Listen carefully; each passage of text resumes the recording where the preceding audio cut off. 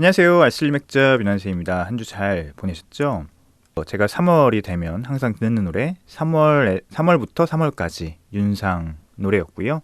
최근에 정부가 일본 우리 강제징용 당하신 분들과 또 위안부 할머니들께 굉장히 말도 안 되는 그런 일을 저질렀죠.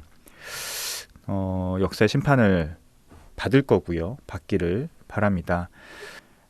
이게 뭔가 좀 처져 있을 때 제가 항상 들으면 기운이 솟는 그런 음악입니다. 신해철 넥스트 홉. 그리고 저희 이번 주에 플래티넘하고 평택브루어리 투어 가거든요. 자리가 이제 거의 다 찼어요. 몇 자리 안 남았습니다. 몇 번 말씀드리지만 브루어리 투어는 결코 후회하지 않으십니다.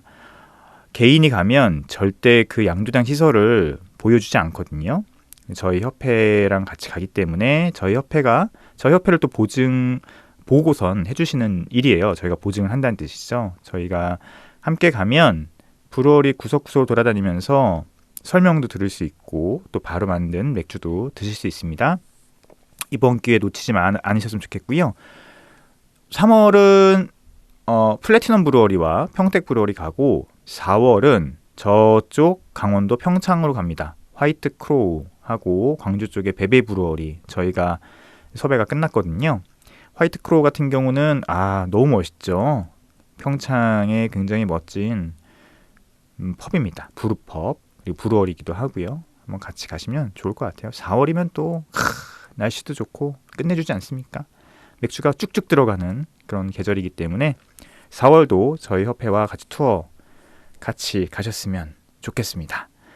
자, 맥주 뉴스 이야기를 해보죠. 솔직히 계속 나오는 이야기이기 때문에 좀 식상한 뉴스가 될 수도 있어요. 이코노미스트에서 나온 기사인데요.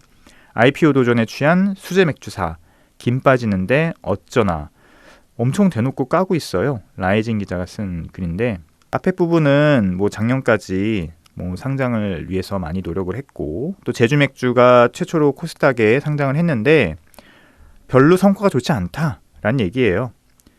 지난해 3분기 제주 맥주 누적 영업 적자는 70억 원으로 전년 동기 23억 원보다 3배 이상 커졌다 라고 합니다. 영업 적자가 늘어났고요. 누적 매출도 190억 원으로 줄었다고 해요. 한 8% 줄었다고 합니다.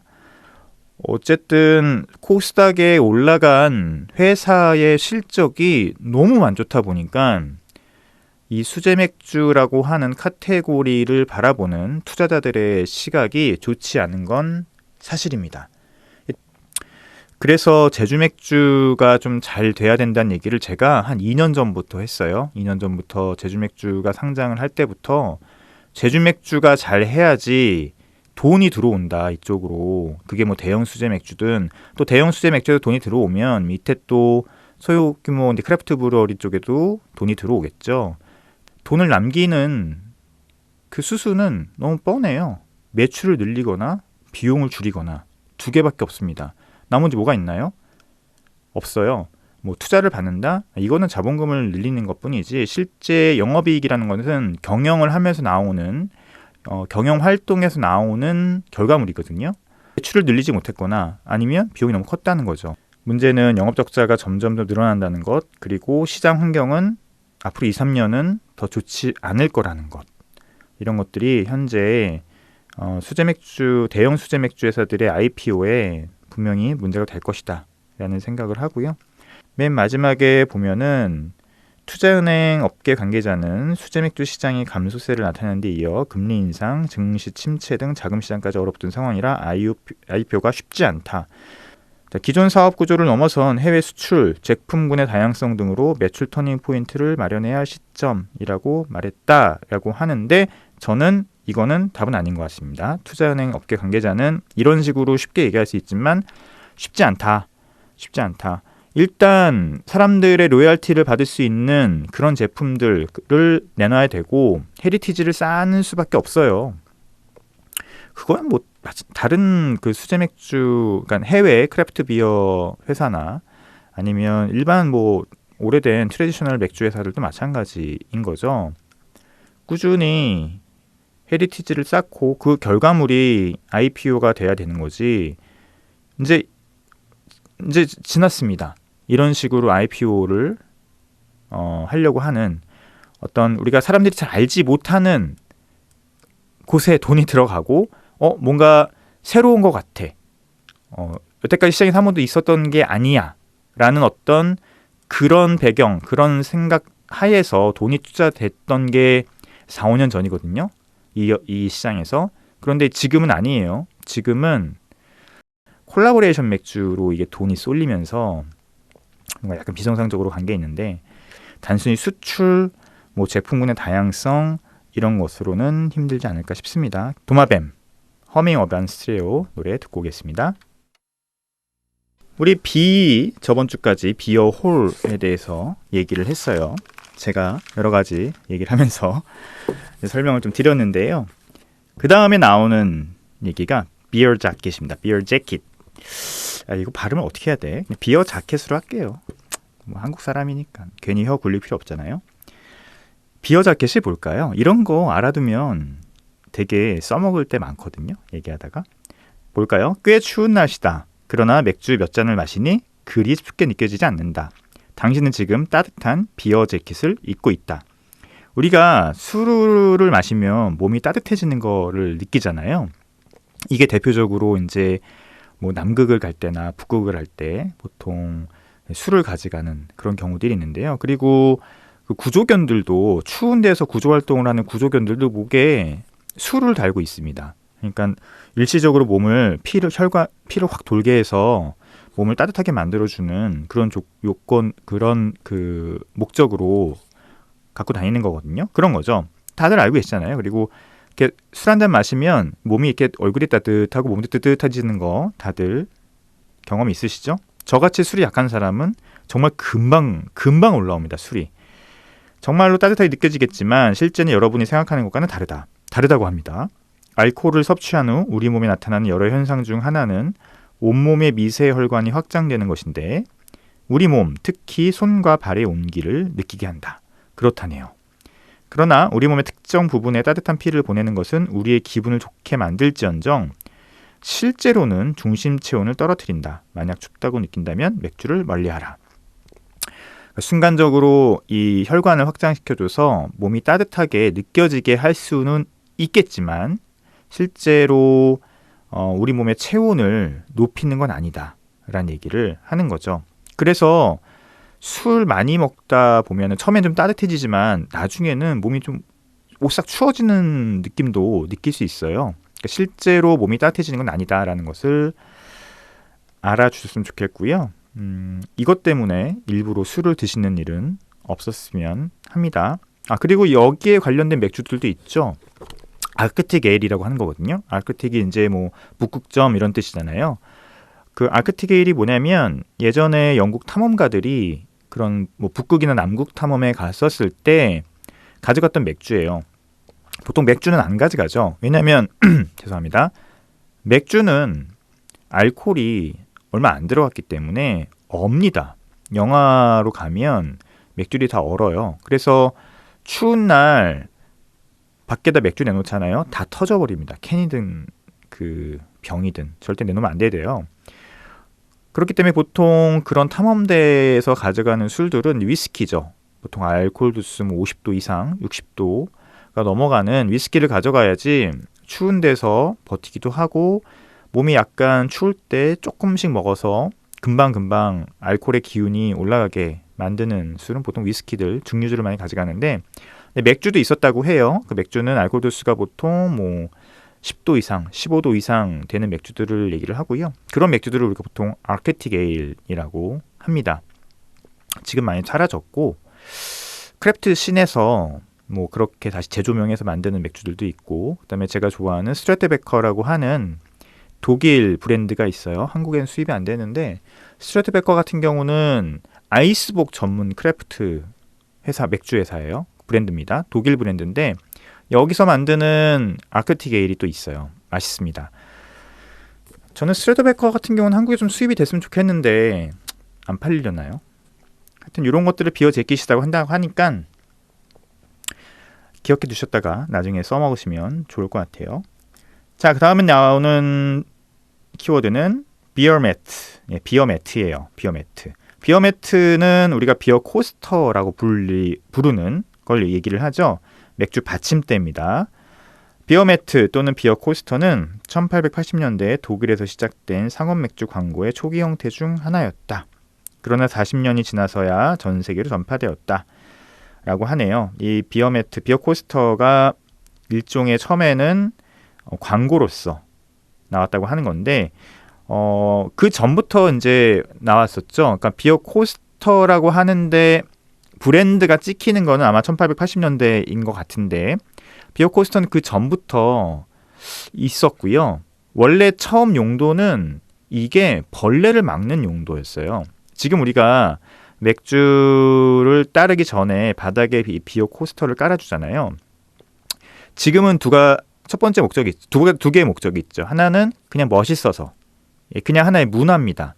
맥주 코스터를 밑에 갖다 놓고 그 위에 맥주를 놓는 건 일종의 문화가 됐고요. 뭐 있어 보이잖아요. 그리고 또 하나 목적은 원래는 맥주가 흘렀을 때 테이블을 발을 흐르지 않고 하나의 이제 방어막을 치는 거죠.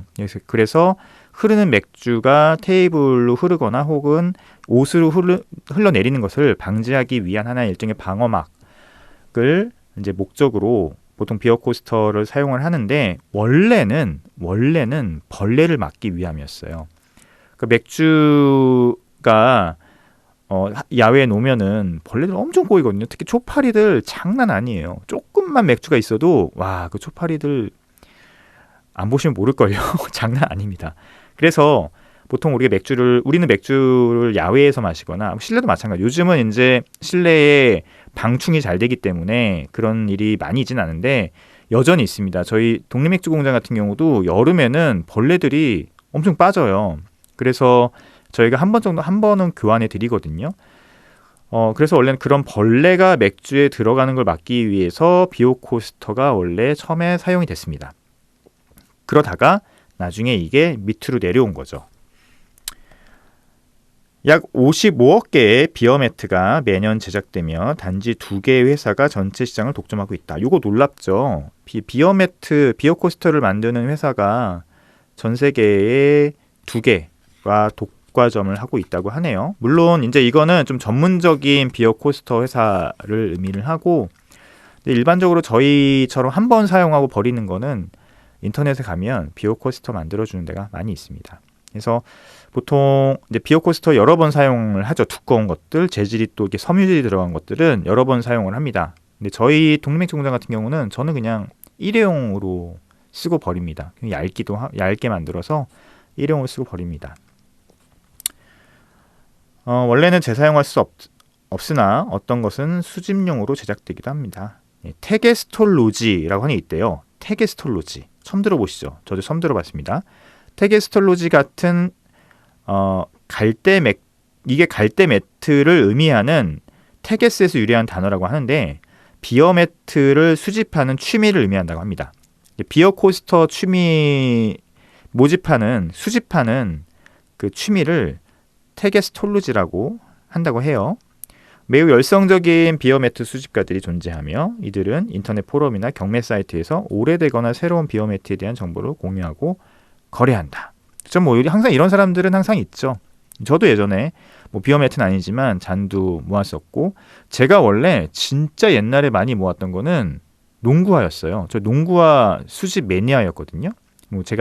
저를 아는 사람들은 그 업계에서 지금은 많이 모르겠구나. 근데 저도 예전에 한참 농구화, 특히 이런 나이키 조던 시리즈나 이런 거 있잖아요. 저도 예전에 되게 많았습니다. 그래서 와이프한테 맨날 혼나고 그랬는데 지금 다 없죠. 거의 없는데 이렇게 특히 남자들 같은 경우가 이렇게 한쪽에 꽂히는 경우들이 많아요. 그리고 제가 맥주를 좋아하게 되는 이유도, 지금 맥주 쪽에 이렇게 전문가로 일을 하게 된 이유도 이런 약간 매니아적 기질이 있기 때문에 그런 것 같아요. 그럼 매니아적 기질이 있는 사람들이 한쪽에 전문가들이 보통 되곤 하거든요. 근데 저도 예전에는 맥주가 아니고 농구화 정말 수집 광이었습니다. 광. 그래서 돈 엄청 때려 박았는데 비어 매트도 비어 코스터도 당연히 수집하는 사람들이 있겠죠.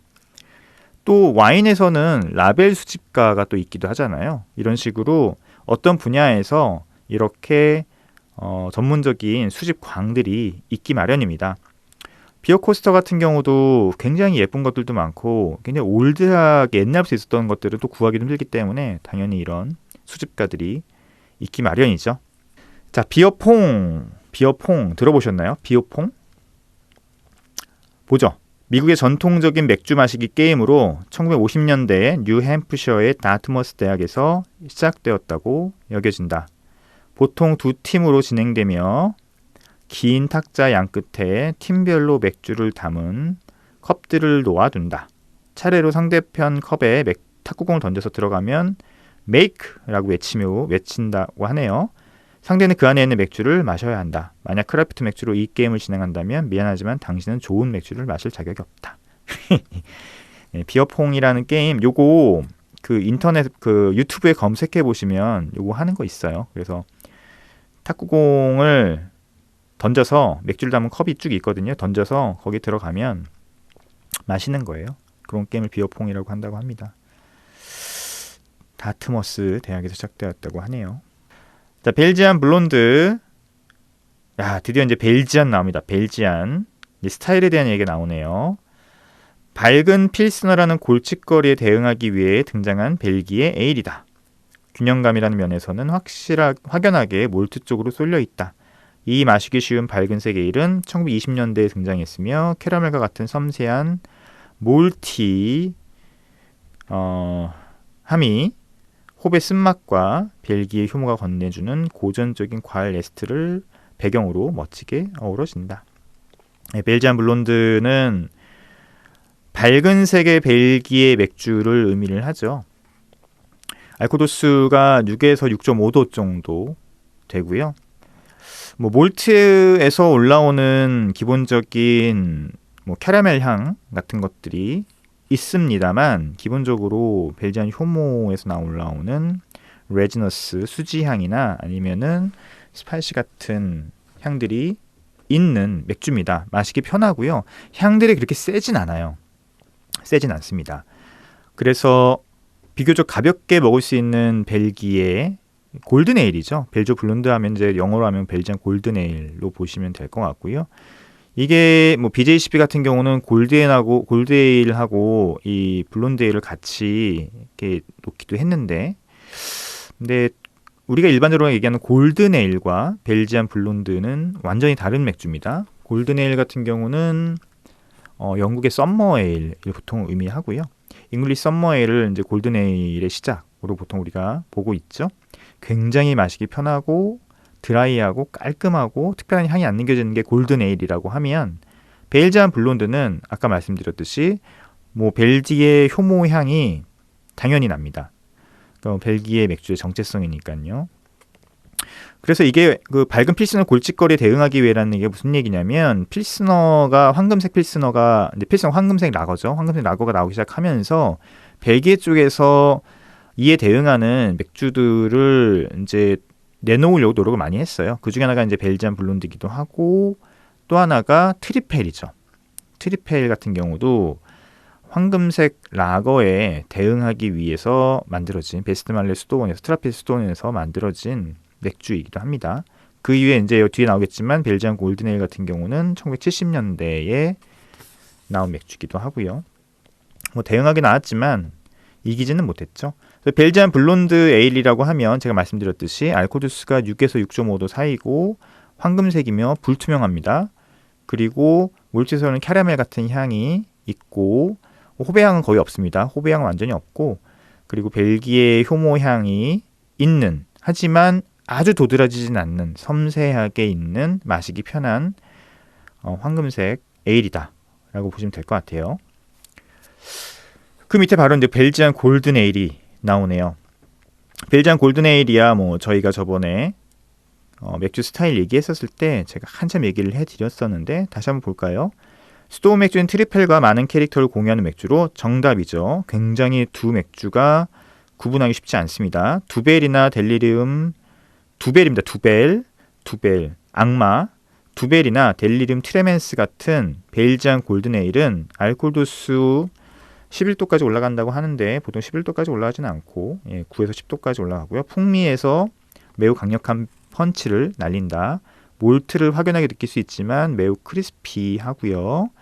깔끔한 노블 호흡, 웨슨맛은 드라이한 바디와 효모의 스파이시 느낌과 아주 훌륭한 조화를 이루겠다. 되게 간단히 나왔는데 벨지안 골든에일의 원조는 두벨이죠. 두벨은 원래 황금색 맥주를 만들던 곳이 아니었어요. 이 두벨은 1970년대에 이 황금색 알코올 도수가 9에서 10도가 되는 황금색 벨지안 스타일의 에일, 이 벨지안 골든에일을 의미를 하고요.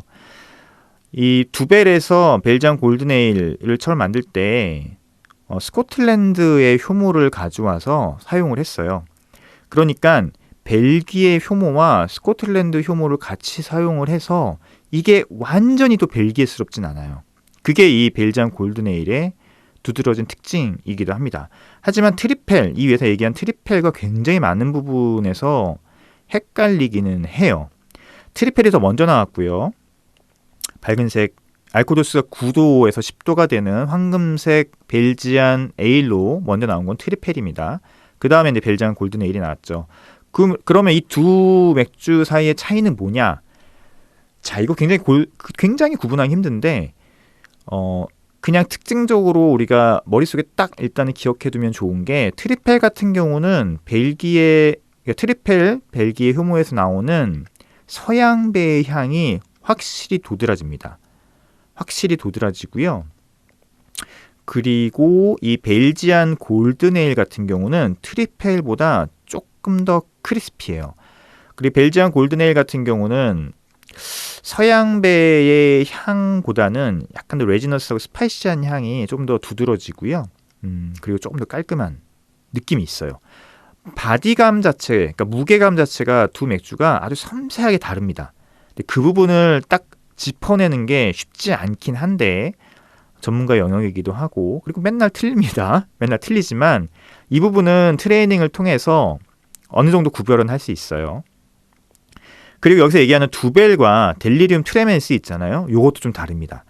델리리움 트레멘스가 이제 벨지안 골든에일의 또 대표적인 또 맥주 중에 하나인데 더 뒤에 나왔어요. 두벨보다 더 뒤에 나온 맥주입니다. 델리리움 트레멘스는. 이 델리리움 트레멘스는 두벨보다 색이 약간 더 짙은 황금색을 띱니다. 그리고 향에서도 두벨보다 조금 더 서양배의 향을 가지고 있어요. 좀 다르죠. 좀 다릅니다. 그러면 다른 벨지안 골든에일은 어떠냐? 다 달라요. 다 비슷비슷합니다. 그래서 이게 굉장히 구별하기 힘든 맥주 스타일이기는 해요.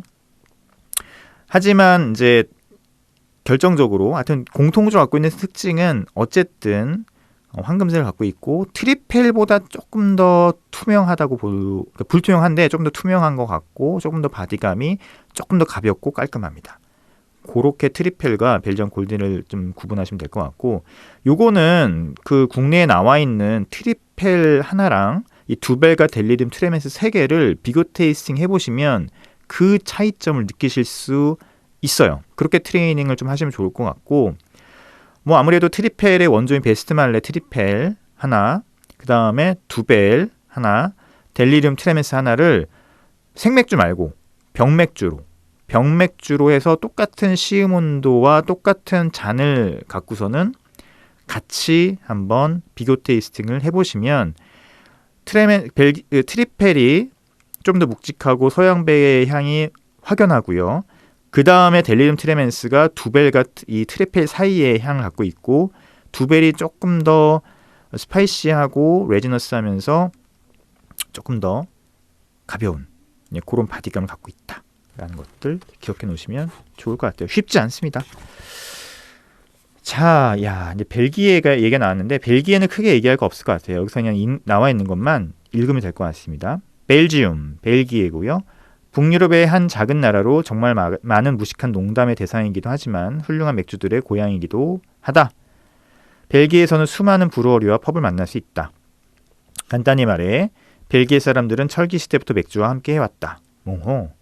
이들 맥주는 영국과 독일의 훌륭한 양조 전통과 많은 뿌리를 공유하지만 워낙 독특해서 때로는 정말 괴상해서 다른 나라의 맥주들은 좋게 말해 다 똑같아 보일 정도다.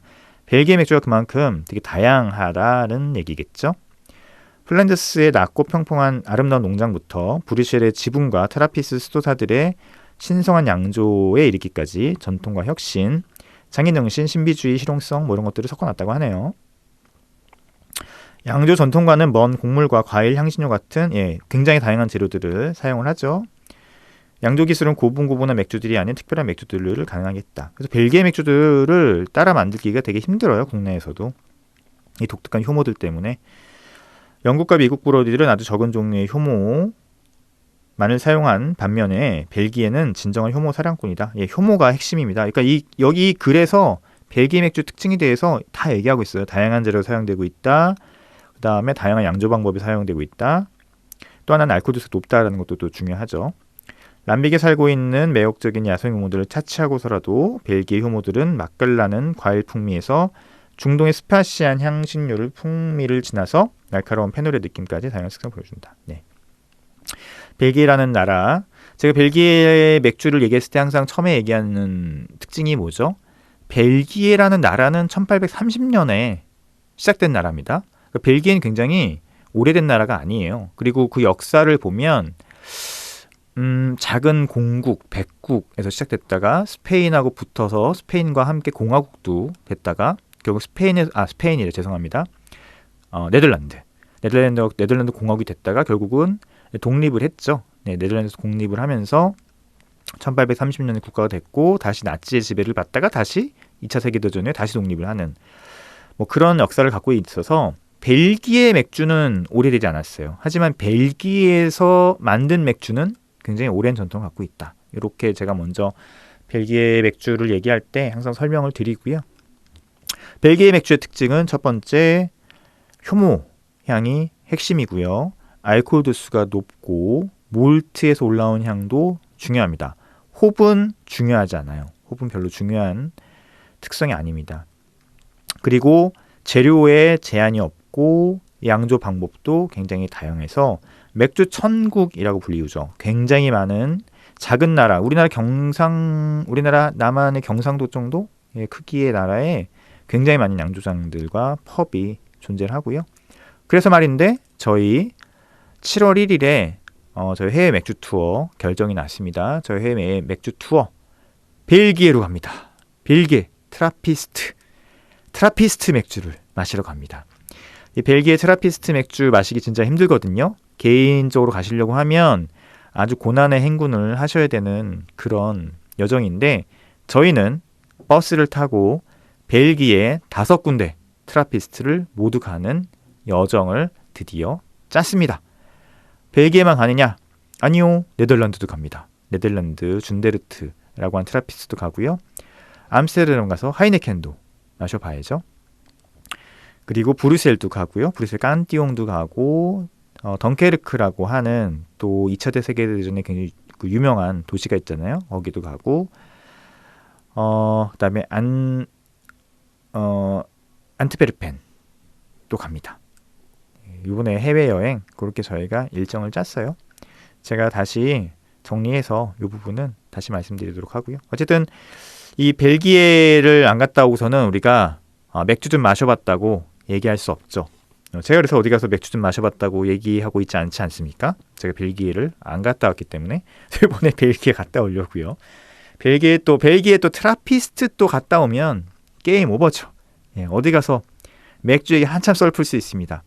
트라피스트 맥주 한국에선 드실 수 있지만 진짜 현장에서 벨기에 드시는 건 힘들기 때문에 이번에 기회 되시는 분들은 꼭 같이 가십시오. 제가 이 나이 먹어서 보니까 나중은 없더라고요. 바로 가야 됩니다. 나중에 시간 되면 이런 거 없거든요. 그냥 내가 하고 싶으면 일단 먼저 갔다 오는 거 그게 정답이다 라고 말씀을 드릴 수 있을 것 같아요. 제가 엊그저께 그 뉴타운에 가서 그 두벨 맥주를 생맥주를 마시고 왔어요. 근데 확실히 이 벨기에 맥주는 생맥주는 확실히 아닌 것 같아요. 제가 다양한 맥주들을 마셔봤는데 람빅부터 델리리움 트레멘스도 마찬가지고 벨기에 맥주는 병맥주를 마시는 게 맞습니다. 왜냐하면 벨기에 맥주의 또 핵심적 특징이 하나가 세컨드 퍼먼테이션이거든요. 바틀드 컨디셔닝이 또 핵심이에요. 자연 탄산이죠. 그러니까 안에 있는 효모를 이용을 해서 워트나 추가적인 당을 투입을 해서 병에서 자연 탄산을 만드는 게 이 벨기에 맥주의 또 가장 중요한 특징 중에 하나인데, 이 생맥주에서는 이게 안 돼요. 이게 안 되다 보니까 펍에서 이제 자연스럽게 탄산을 입혀서 나오는데, 그러다 보니 여러 가지 것들이 병맥주보다 좀 떨어집니다. 탄산은 둘째 치고 향미 자체도 이 생맥주, 그러니까 드래프트 맥주는 병맥주, 벨기에 맥주보다 확실히 조금 딤한 면이 있어요. 좀 밋밋한 면이 있어요. 병에도 자연스럽게 추가 숙성이 되면서 나오는 향들이 이 케그 맥주에서는 나오지가 않는다라는 게 제 의견입니다. 그래서 벨기에 맥주를 드시려고 하면 병맥주를 드시는 걸 강력 추천합니다. 날씨가 따뜻해지는 만큼 야외에 나가서 이제 맥주 다양하게 드셨으면 좋겠고요. 봄에 마시기 좋은 맥주는 뭐 시원한 라거도 좋지만 약간 알코올 도수가 있는 그런 맥주도, 복비어가 있으면 좋은데 한국에 복비어가 많이 있지 않습니까? 오늘 말씀드린 벨기에 맥주들이 딱 이런 날씨에 최고인 것 같습니다. 자, 건강하시고요. 한 주 잘 보내시기 바랍니다. 안녕히 계세요.